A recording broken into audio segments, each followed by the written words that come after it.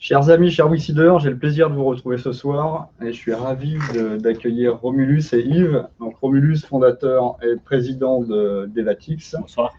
Yves, qui est le responsable administratif et financier de Devatix. Bonsoir. Et donc on va passer une demi-heure ensemble pour répondre à toutes vos questions concernant Devatix, concernant l'opération d'augmentation de capital qui est actuellement ouverte. Je voulais préciser, je voulais m'excuser pour la semaine dernière et pour le précédent live qui a malencontreusement dû être annulé pour des soucis techniques. Donc voilà, je suis ravi de vous retrouver ce soir. Je vais passer directement la parole à Romulus pour déjà une petite présentation succincte de Devatix pour poser le cadre. Merci Nicolas. Bonsoir à tous. Evatix, c'est une entreprise qui opère sur le marché de l'e-commerce, des outils pour l'e-commerce. Notre métier, c'est d'optimiser la performance commerciale des sites marchands. Donc, nous sommes éditeurs de logiciels. C'est un logiciel qui bénéficie un petit peu de notre ADN très recherche. C'est un logiciel qui utilise des algorithmes d'intelligence artificielle pour essayer de mimer le comportement d'un bon vendeur dans un magasin physique sur le site web, comme dans un magasin physique. Donc, le bon vendeur, il va accueillir les visiteurs, il va les guider en leur recommandant des produits, il va les stimuler avec une promotion bien sentie, il va les relancer quand ils sentent qu'ils sont prêts à s'en aller. Donc, cette intelligence d'un bon vendeur, c'est ce que Devatix apporte aux e-marchands. Très bien, merci Romulus. Alors, il y a un élément fondamental qui est un actif très important de Devatix, c'est justement cette fameuse ADN, la recherche. Est-ce que tu peux nous rappeler en gros la genèse de Devatix? Et moi-même, je suis un ancien chercheur et prof d'informatique dans une école toulousaine qui s'appelle l'INSEE. Donc pendant 10 ans, on travaillait sur des algos d'intelligence artificielle. Et puis en 2010, avec mon doctorant de l'époque, avec un collègue qui lui est resté prof, donc à l'INSEE, on s'est lancé dans l'aventure pour porter dans le monde de l'e-commerce, disons, notre recherche de labo. Voilà, donc on a commencé en 2010. Aujourd'hui, on est une vingtaine de personnes. D'accord. Voilà, 4-5 ans après, donc on a bien grandi. Et puis on s'est aussi un petit peu devenu plus mature, on s'est assagi un peu. Plutôt que d'inventer des choses très compliquées, aujourd'hui on fait des choses qui marchent très bien dans le monde de l'e-commerce, qui fait augmenter les ventes, qui fait baisser l'abandon sur les sites web, qui fait, qui fidélise les visiteurs d'un site marchand. Aujourd'hui, on est très orienté performance commerciale au service de nos clients. Très bien. Alors, je vais peut-être rebondir sur les chiffres et peut-être passer la parole à Yves. Les chiffres clés de Devatix, équipe, les résultats peut-être de 2014, les progressions des dernières années. Fais-nous une photo des chiffres clés de Devatix. Devatix en quelques chiffres. En 2014, c'était 20 personnes, ce que disait Romulus tout à l'heure. 20 personnes réparties principalement entre la R&D avec 8 personnes, le service client avec 7 personnes, et ensuite 3 commerciaux entre Paris et Londres, et enfin 2 personnes qui s'occupent des services support, dont moi. Devatix, c'est aussi 750 000 euros de chiffre d'affaires en 2014. Pour la 4e fois, c'est un chiffre d'affaires qui a été multiplié par 2. Donc, toujours la même dynamique, une croissance forte. Et c'est au bout de 4 ans pour une start-up, le premier résultat positif, résultat net positif. Donc, déjà une entreprise rentable à l'heure actuelle. Alors que nous investissons beaucoup dans la R&D. Donc, nous arrivons à un résultat positif. R&D, marketing, communication. Super. C'est ce qu'on voit effectivement dans l'équipe. En fait, on a une bonne prédominance de R&D, mais qui est nécessaire dans votre business en fait pour maintenir une avance technologique à transférer sur vos offres ou vos futures offres, c'est ça. Le marché est très dynamique, il est concurrentiel, mais il est grand, donc il y a beaucoup d'opportunités. Et donc, afin de bien servir, de bien séduire les e-marchands, il faut qu'on fournisse toujours plus d'intelligence, plus de performance dans les logiciels qui optimisent les ventes des sites. Et dans un monde où la rentabilité est clé, puisqu'il y a beaucoup de sites marchands qui cherchent toujours la rentabilité, la rentabilité en ligne est parfois difficile à atteindre. Donc les performances, les résultats sont très très importants. Donc, on investit beaucoup sur l'optimisation des performances de nos logiciels. Très bien. Alors c'est une bonne transition sur le marché en fait. Est-ce que Romulus et Yves, vous pouvez nous faire un panorama du marché de la typologie des clients que vous avez aujourd'hui et voilà, nous donner de l'information sur ce marché-là aujourd'hui. Mais nous opérons donc sur le marché de l'e-commerce dans le sens large, mais on se concentre surtout sur les moyens et les grands comptes, les moyens et les grands sites web qui ont besoin à la fois d'outils, mais aussi de l'accompagnement des services pour l'exploitation de ces outils pour les rendre efficaces sur leur site. Voilà, donc, on a une offre qui est structurée dans 3 pôles. On a un pôle optimisation de la conversion avec de la biais graphique, avec de la recommandation produit, avec des promotions ciblées. On a une offre qui est plus sur la partie A/B testing, relance de panier abandonné par email ou feedback. Et puis nous avons une offre qui va vers le cross-canal, tout ce qui est problématique web to store ou click and collect. Alors, donc on couvre un spectre assez large des besoins de marketing, ce qui fait qu'on retrouve, disons, un certain nombre de concurrents sur chacun de ces axes, alors que nous sommes un petit peu le couteau suisse du marketing web. Ok, c'est ça, hein, vous avez des concurrents sur chaque axe individuellement, mais vous couvrez une palette d'offres qui est large et pour laquelle vous êtes, pour le coup, moins nombreux. On peut parler de cette intensité concurrentielle ou des acteurs voilà, du marché qui sont en frontal avec vous. Il est difficile de nommer un acteur qui est parfaitement en frontal avec nous sur toute notre offre, mais effectivement sur chaque marché, sur chaque segment individuellement. Donc on a des concurrents. D'ailleurs, on en voit de plus en plus. C'est des concurrents qui arrivent des États-Unis, qui arrivent du Royaume-Uni, qui sont des marchés plus matures. Voilà. Et puis, ce sont des concurrents qui parfois ont levé beaucoup d'argent. Donc, du point de vue de l'impact marketing et visibilité sur le marché, ce n'est pas toujours facile de lutter contre eux. Mais on lutte bien. Très bien. Et là, encore une fois, je pense que c'est la partie, l'offre ou la technicité, je dirais, des offres, la finesse des offres qui fait la différence là, par rapport aux clients.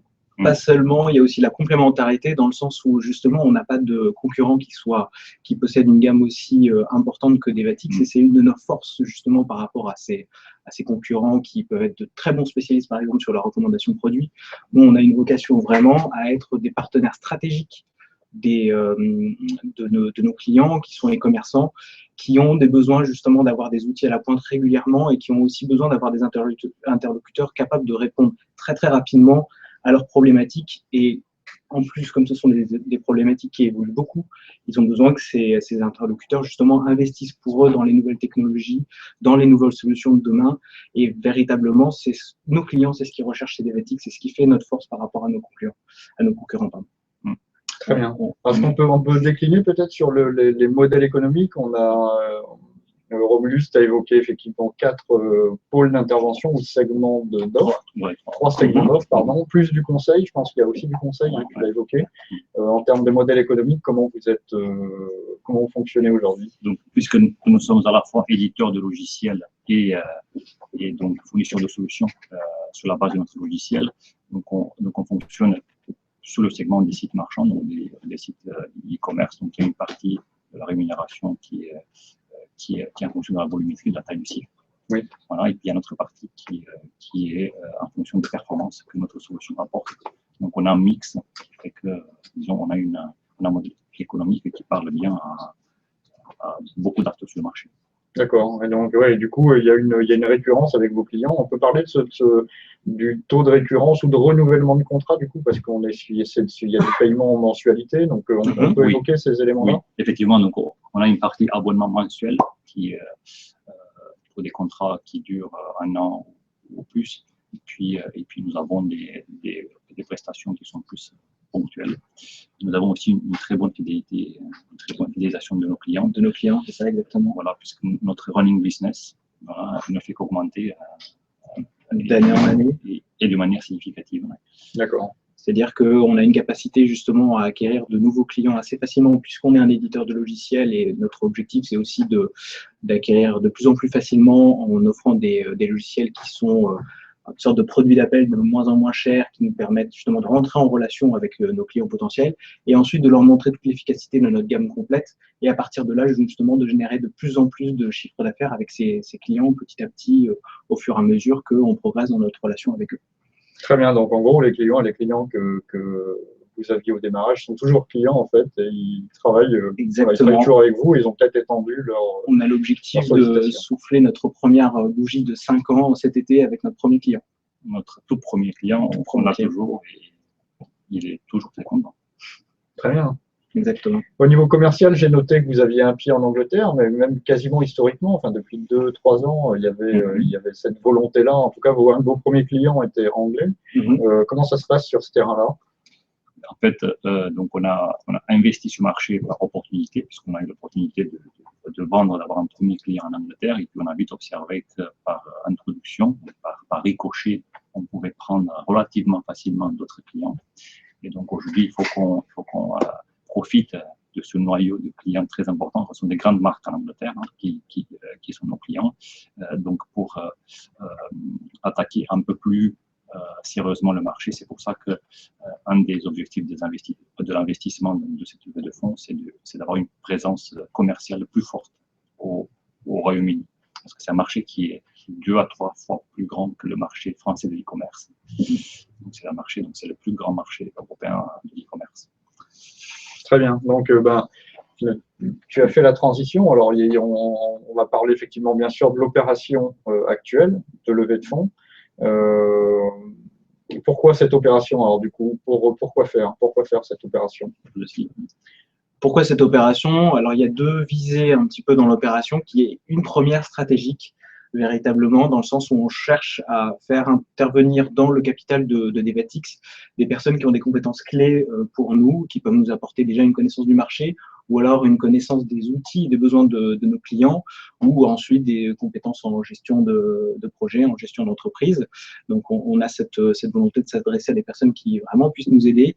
Et ensuite, on cherche aussi à financer notre accélération, si vous voulez, sur à la fois l'Angleterre pour la croissance de ce marché, donc avec le recrutement d'un commercial, et aussi sur l'investissement R&D, donc toujours continuer à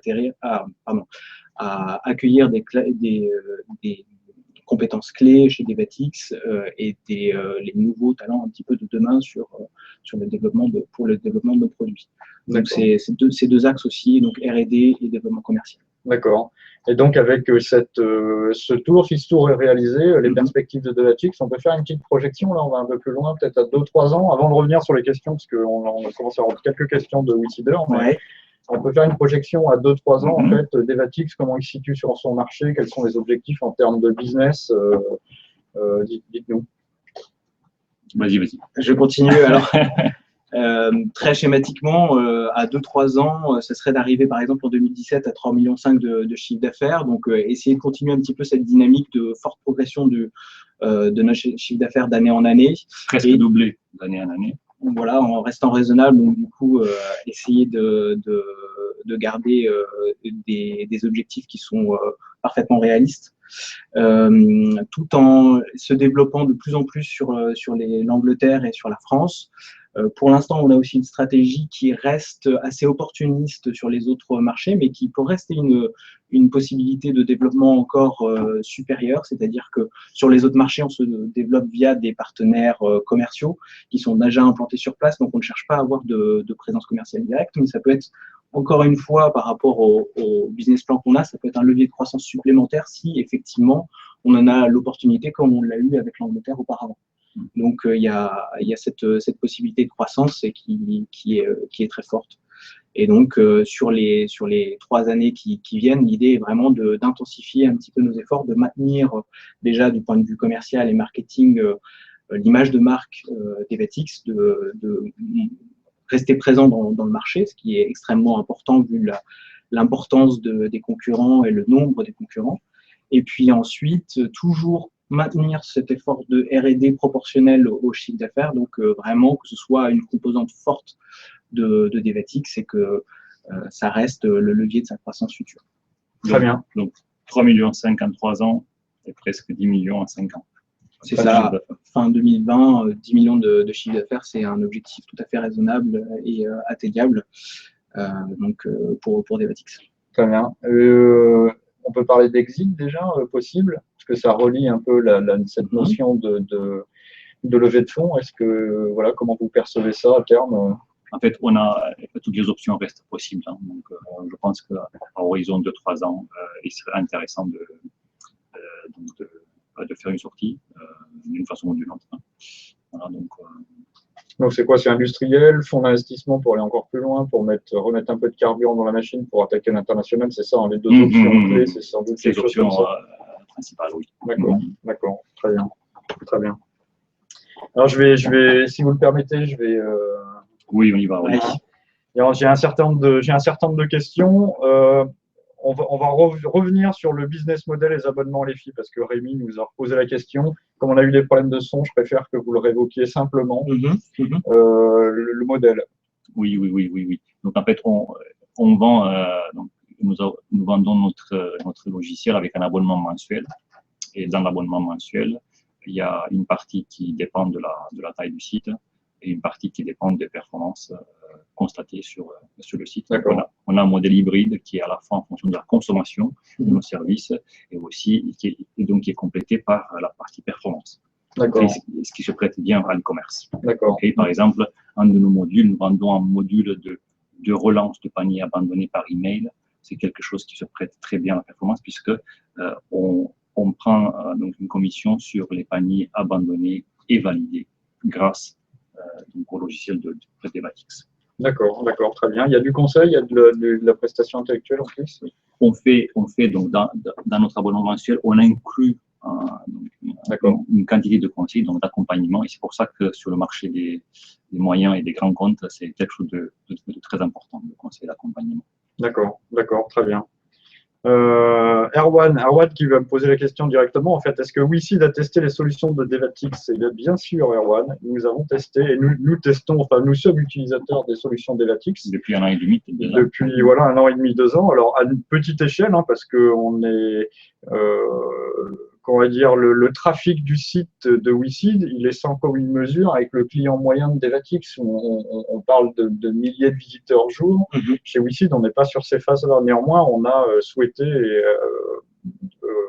rapidement après la première opération qu'on avait fait ensemble, intégrer les services et la valeur ajoutée de Devatix. Donc, on a pu mesurer effectivement in situ la pertinence et la valeur ajoutée pour l'amélioration de nos services en interne. Tout à fait. Très concrètement, donc, il me semble qu'on a travaillé sur l'amélioration du parcours client sur le site. Oui. Voilà, donc on a fait de l'A/B testing, on a fait de la personnalisation des messages que le site propose à ses visiteurs pour les encourager à rester sur le site, à consulter des fiches de startup, à souscrire, etc. Donc c'est une personnalisation, optimisation du site. Absolument. Et avant cette personnalisation, il y a toute l'étude préalable qui est aussi extrêmement pertinente sur finalement le parcours réel des visiteurs sur le site de WeSeed. Qu'est-ce qu'ils vont voir, comment ils passent d'une page à l'autre, etc. Et ça, c'était extrêmement enrichissant. Et tu as raison, on a travaillé ça en A/B testing. Donc, pour préciser pour les novices comme moi, en gros, on a 2 sites distincts finalement et on fait passer une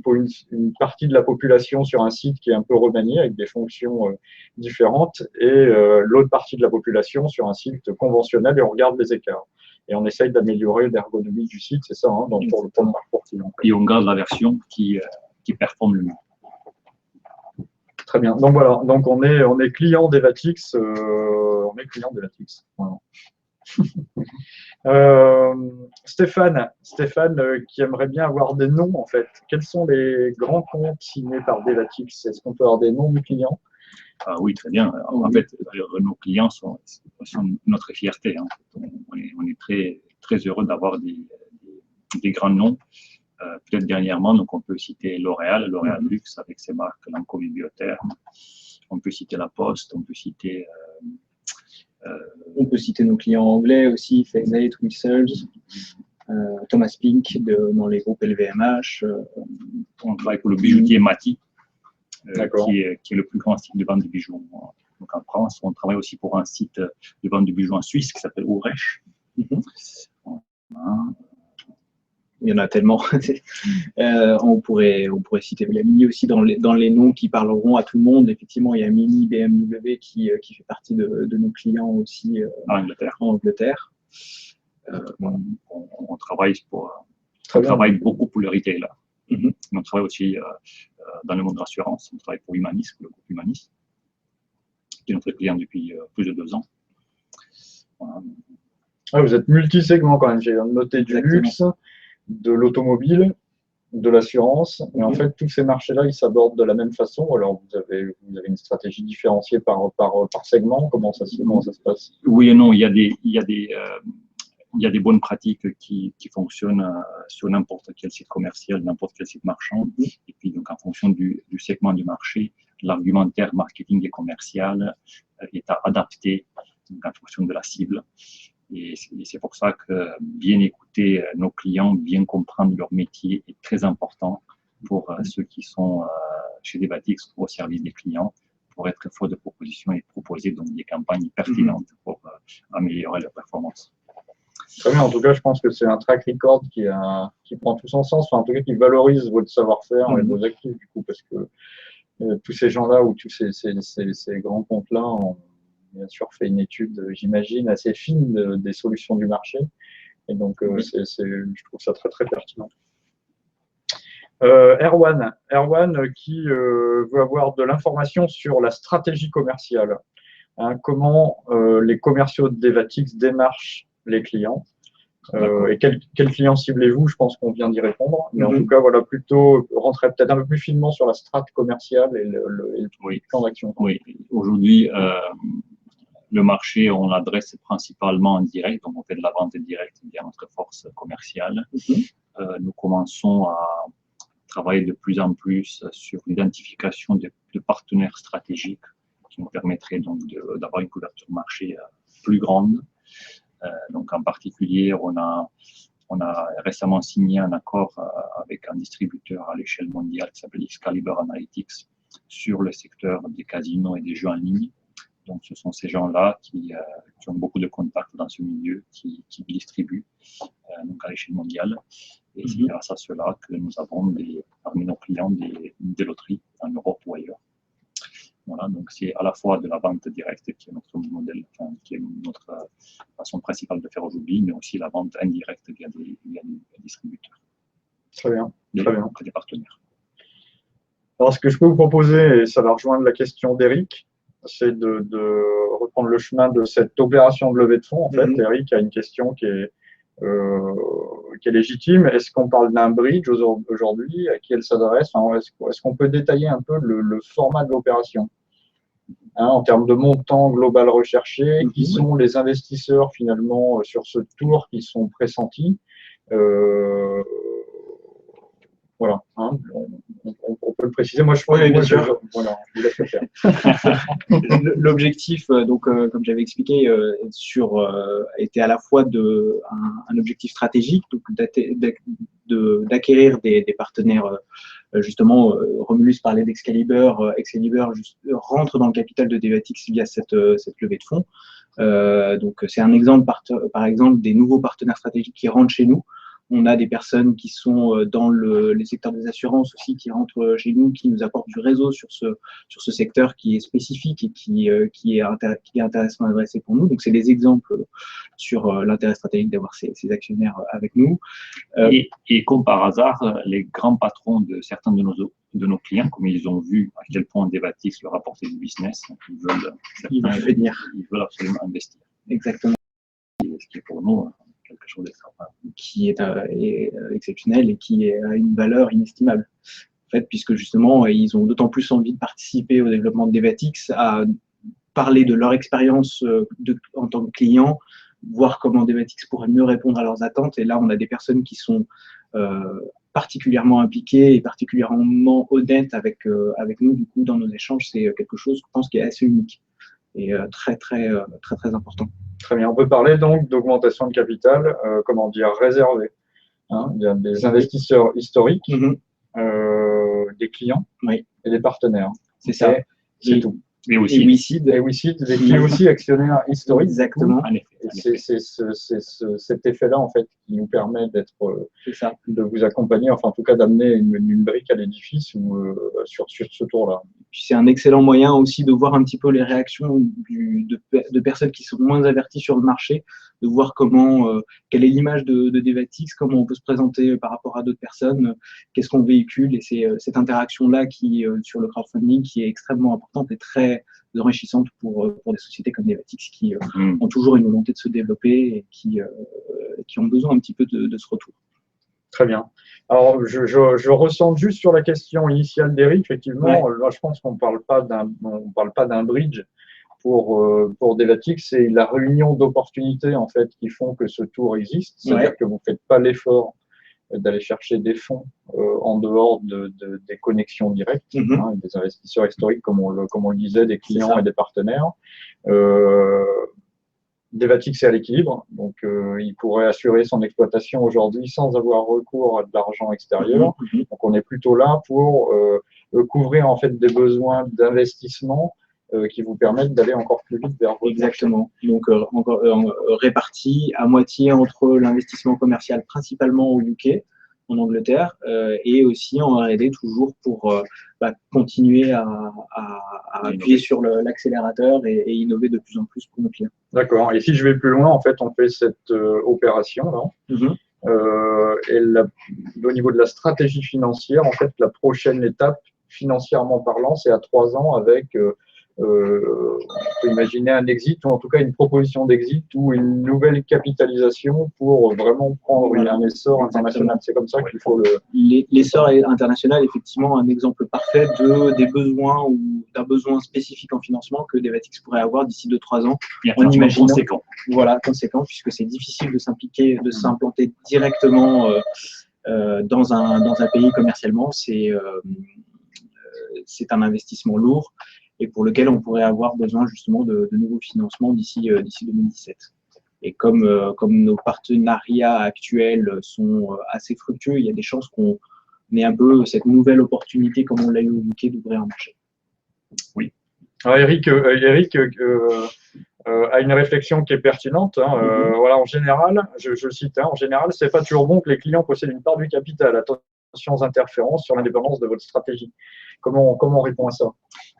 C'est pas très compliqué. En effet, parfois, on peut être tenté de faire plaisir à un client en particulier, donc de ne pas se concentrer sur son métier de manière globale pour attaquer le marché et de manière efficace. Cela dit, il est très, très important de bien écouter les clients, numéro 1, pour identifier quels sont les vrais besoins. Numéro 2, il est important aussi d'avoir des clients des représentants des clients dans le comité stratégique pour justement donc avoir la voix du client parmi les voix qui sont présentes dans le comité stratégique. Et donc, on fait attention à ça. Donc, on essaie de ne pas trop se disperser. Jusqu'à aujourd'hui, les clients ont été une source de richesse pour nous. Ils n'ont pas été une nuisance. Et aussi, disons, en termes de pouvoir décisionnel, les clients ne sont pas forcément…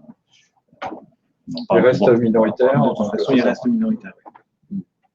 Très bien. Eric, j'espère qu'on aura répondu suffisamment précisément à votre question. N'hésitez pas si vous voulez qu'on la précise. Rémi vous demande si vous travaillez avec des intégrateurs type Accenture. Oui, dans notre écosystème partenarial. Donc, nous travaillons avec des entreprises qui développent des solutions e-commerce, donc qui construisent des sites web, soit en utilisant leur propre logiciel, soit en utilisant des logiciels plus ou moins open source du marché comme Magento ou PrestaShop, on pourrait appeler des intégrateurs. On a des relations assez bonnes avec ces gens-là, mais là encore, nos relations partenariales, c'est quelque chose sur lequel on a commencé à travailler récemment, donc c'est un de nos axes de travail. D'accord. Bon, je crois qu'on a fait un bon petit tour de la situation de Devatix. Si je refais une synthèse brièvement, on a Devatix, aujourd'hui c'est 20 personnes. C'est un fort actif technologique, des offres qui sont finalement la preuve du concept est faite du fait de la qualité des clients ou du portefeuille client que vous avez aujourd'hui et de la fidélisation qui est enregistrée. On a une entreprise qui a l'équilibre, l'exploitation cette année, qui double son chiffre d'affaires tous les ans, qui a une perspective de doubler son chiffre d'affaires tous les ans, une option d'exit possible à 3 ans. voilà, une stratégie commerciale qui aujourd'hui est bien calibrée avec des acteurs. Alors, ils ne sont pas ici aujourd'hui, mais moi, j'ai eu le plaisir de rencontrer l'équipe commerciale et voilà, on a des gens très, très pertinents. Je voulais rappeler d'ailleurs à cet égard qu'on a un WeSeeder qui a participé aussi, qui a amené de la valeur sur comment dire, la constitution ou la préparation de ou la participation à cette stratégie commerciale, ou mise en œuvre de stratégie commerciale. Je confirme que les actionnaires clients, en l'occurrence, parce que j'ai eu le plaisir de les rencontrer aussi, sont des gens qui apportent de la valeur, qui apportent absolument pas de nuisance à ce jour, et je pense qu'on a des discours qui sont très très constructifs ensemble. On n'est pas sur un bridge, Devatix pourrait poursuivre cette aventure. Je pense que ici il faut juste parler d'une opportunité, d'une fenêtre qui est ouverte aujourd'hui, qui est sans doute la dernière avant une grosse opération à moyen terme. Et que nous, on est ravis de renouveler notre confiance à Devatix parce qu'on est déjà rentré au capital il y a 2 ans et demi, au premier tour en fait de TAP. Donc on connaît aussi bien l'historique et on a pu mesurer la valeur ajoutée de Devatix sur ces marchés. Et puis on a la proximité de l'équipe puisqu'on est à Toulouse tous les jours, c'est assez important. Donc voilà, moi pour nous c'est une belle opération. Et une opportunité qui est unique pour le coup.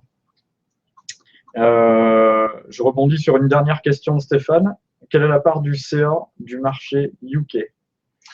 Alors en 2014, c'était un quart, 3/4, donc un quart pour l'Angleterre et 3/4 pour la France. Et la part du marché UK a toujours tendance à grossir.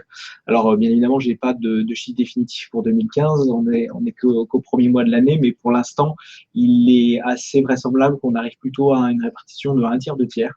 Donc on a plus de croissance qu'on pensait en Angleterre. En début 2015 et c'est une très bonne nouvelle pour nous et c'est pour ça qu'on cherche vraiment à accélérer sur ce marché-là puisque vraiment on a des opportunités qui sont fortes là-bas. Et on y met les moyens. Très bien. Très bien. Je vais vous proposer. Ah non, si, on n'a pas parlé de calendrier d'opération. Oui. Donc, c'est une opération qui est actuellement ouverte, qui est ouverte jusqu'à fin février pour la réalisation de souscription. Le closing, lui, il est prévu aux alentours de mi-mars. Donc voilà, 15 jours pour être de la partie, ou monter dans la barque, je dirais, et puis suivre cette aventure excitante. Romulus, Yves, je vous laisse quelques mots de conclusion. Bien, Romulus, je te laisse. Qu'est-ce que je peux dire, c'est qu'on serait très content de vous avoir avec nous comme coéquipier, de nous accompagner dans la croissance et donc dans l'aventure Devatix qui ne fait que commencer puisqu'on n'a que 4 ans d'âge, on est encore très jeune. Voilà, donc on sera très ravis de vous avoir avec nous. Exactement. Et puis, on sera ravis aussi de continuer à échanger avec vous par la suite, au-delà de cette levée de fonds, puisque effectivement, on a déjà eu des échanges très fructueux auparavant avec des WeSeeders et c'est quelque chose qui est une bonne valeur ajoutée aussi, quelque chose d'important. Je pense que Romulus et Yves seront disponibles pour d'éventuelles questions en off. Il n'y a pas de souci. Soit vous revenez par notre intermédiaire et on retransmet effectivement la mise en relation. Sur le forum aussi. Sur le forum, bien sûr, pour toute information, document complémentaire, enfin en tout cas tout ce qui vous permet de nourrir votre réflexion pour réaliser cet investissement si vous le souhaitez. Voilà, il me reste à vous souhaiter une excellente soirée. Merci d'avoir passé un moment avec nous et à très bientôt. Merci à tous. Au revoir. À bientôt.